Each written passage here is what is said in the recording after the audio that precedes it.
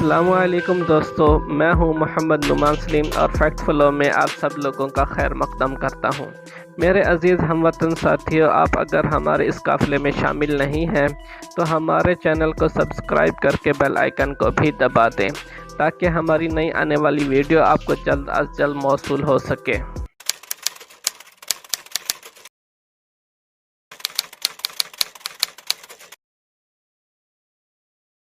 मैं इसी रोशनी में दीवाना हुआ जा रहा था, उसकी मदहोशी में हो सा गया। रोशनी को पकड़ने की चाह उसके पीछे चुपचाप चला जा रहा था। न जाने इसमें ऐसी कौन सी कशिश थी कि बेइख्तियार मेरे कदम उठे जा रहे थे। सुनसान रास्ता और फिर घना जंगल जहाँ कोई बशर नहीं था।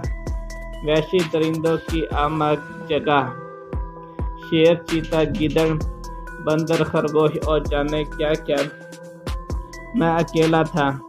मुझे रोशनी खींचे जा रही थी, जैसे माँ अपने बच्चे को बाजार में पकड़े चली जा रही होती है। अचानक खुश पत्तों की तेज सरसराहट से मेरे कदम रुक गए।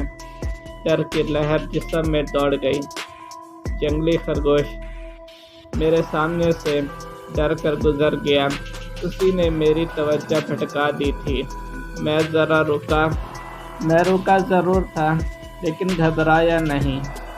डर तो मेरे करीब से भी नहीं गुजरता। मुझे डर क्यों लगता? मैं अपने मन की जंग लड़ रहा था। कोई मुझे डरा रहा था और दूसरा कोई मुझे तसल्लियाँ दे रहा था। कभी डर वाला हावी होना चाहता तो कभी अनजानी सी ताकत हावी होकर मेरे डर को रफू चक्कर कर देती। ऐसा लगता था कि मेरे सीने में दिल नहीं पत्थर रख दिया गया है, जिस पे जितनी मर्जी ज़रबे लगाई जाओ उफ तक नहीं करता। अरे नहीं, मैं ऐसा नहीं था। मेरे सीने में पत्थर नहीं, गोश्त का दिल है। अगर मेरे सीने में पत्थर होता तो मेरे अंदर रहम वाला अंसर ना होता। मैं इंसान नहीं, दरिंदा होता। लेकिन मैं तो इंसान हूँ, अपनों के काम आने वाला, दुश्मनों के साथ मोहब्बत से पेश आने वाला, अमन फैलाने वाला, मोहब्बत का दर्स देने वाला। मैं भला सख्त गिर कैसे हो सकता हूँ?